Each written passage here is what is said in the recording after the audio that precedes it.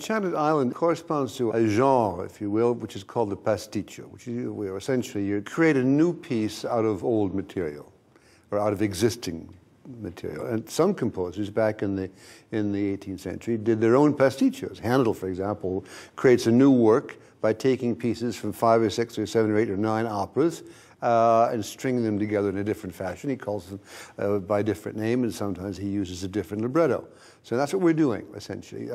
Jeremy and I, over the last several years, have been choosing music to fit a new text which he wrote of composers like Handel or Vivaldi, but also Rameau and Leclerc, and some of these people have never even ever been performed at the Met. In Handel's time, they'd choose a famous story from mythology, or so a famous story from the Bible or something like that, and have it lead to music. So my thought was, why not Shakespeare? So I had an odd idea, which is that we'll start our piece with the 4 lovers from Midsummer Night's Dream on their honeymoon, having got married at the end of Midsummer Night's Dream, off on a ship, and they get caught in a tempest and land on Prospero's island. And then there's Sycorax, who is Caliban's mother. Sycorax lives there. Prospero, because he's been exiled, turns up and says, "This island's mine," and turfs her out. He woos her, loves her, leaves her, banishes her, and in my version she's banished to the dark side of the island, just as Prospero was banished to the island himself. Everything is now in English, so it should be clear and I hope approachable, and most importantly rhymed.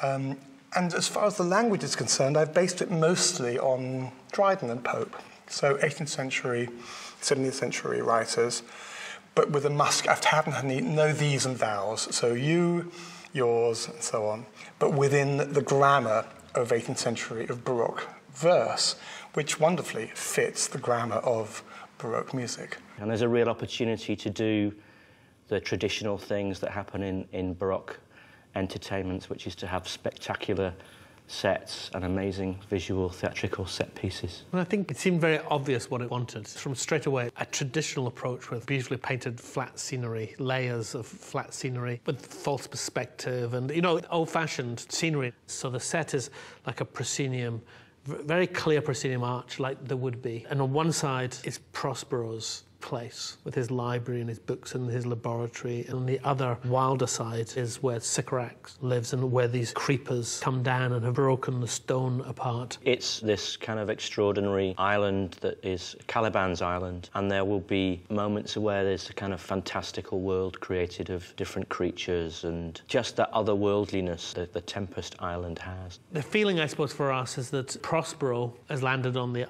island a long time before the opera, but basically he came as a man of science, so maybe a little bit like Benjamin Franklin on this island. It's not his, it's Sycorax's and Caliban's. We're sort of seeing it through the point of view of Sycorax's story, from this broken down thing to a sort of journey of her power coming back. Danielle Denise, who's playing Ariel, she's kind of this spirit that Prospero has imprisoned, and her costume is almost like he's kind of put this mechanical thing on her to control her. Like a lock. Luca Pisaroni, he's playing Caliban, this sort of beaten monster. So you get this opportunity to create these beautiful kind of moments, like in the traditional masque, where Neptune appears, Deus ex machina in the story. So Neptune turns up and says to Prospero, "Look at you, look at what you are.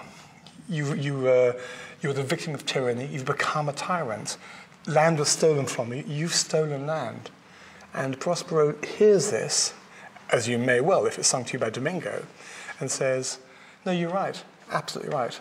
So he begs for forgiveness for Sycorax. It's Baroque, which means, of course, that it has an extraordinary exuberance to it, which all Baroque art does. One can expect that the people singing in this opera are going to be showing off their wares, so to speak, in this extravagant vocal way. I hope that's the one thing that will mostly communicate itself to an audience, which is a sense of discovery in every possible sense, of people coming to an island, of an audience coming to a theatre, of a writer coming to a whole century of music, the way of coming to something that you thought you knew and discovered that you don't.